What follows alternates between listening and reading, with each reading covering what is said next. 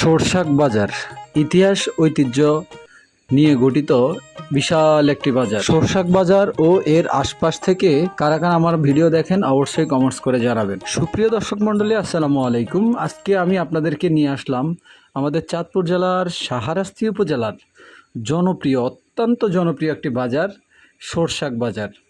এই সরষাক বাজারের আশেপাশে অনেকগুলো ভালো ভালো শিক্ষা প্রতিষ্ঠান আছে, কলেজ আছে, মাদ্রাসা আছে, স্কুল আছে, সব কিছু আছে এখানে। যাই হোক, এই সরষাক বাজারটা কিন্তু অনেক পুরনো একটি বাজার।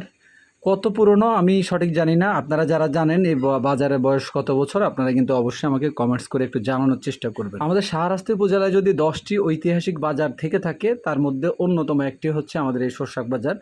যদিও আগে কিছুটা ছোট ছিল, কিন্তু এখন উত্তর থেকে দক্ষিণে অনেক বড় বিশাল একটা বাজার হয়ে গেছে আলহামদুলিল্লাহ। এখানে ব্যবসা বাণিজ্যের যে স্থান, দোকানপাট সব কিছু পাওয়া যায় এখানে। আপনার নিত্য প্রয়োজনীয় জিনিস থেকে শুরু করে একেবারে সব কিছু এখানে পাওয়া যায়। যাই হোক, যারা বিশেষ করে প্রবাসে আছেন, প্রবাসী ভাইদের উদ্দেশ্যে আমার ভিডিওগুলো আমি ম্যাক্সিমাম করে থাকি, কারণ আপনারা দীর্ঘদিন দেশের বাইরে থাকেন, আপনারা নিজের এলাকা, পাশের এলাকাগুলো দেখে থাকেন না, আপনাদের উদ্দেশ্যে আমার ভিডিওটি করা। তাছাড়াও যারা দীর্ঘদিন গ্রামে যাওয়া হয় না, আপনারা তো আছেনই। আপনারা দেখতে পাচ্ছেন এই যে আমাদের এই বেকারিটা কিন্তু অনেক দিন পুরনো। যাই হোক, আমি এখানে বললে অনেকগুলো কথা বলা যায়।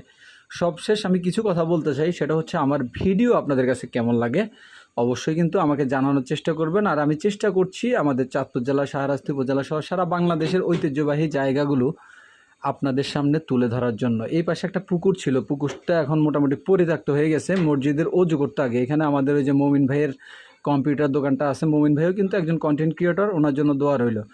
আর সামনে যেই রাস্তাটা দেখতে পাচ্ছেন, একটু সামনে গেলেই দেখবেন যে এখানে স্কুল অ্যান্ড কলেজ।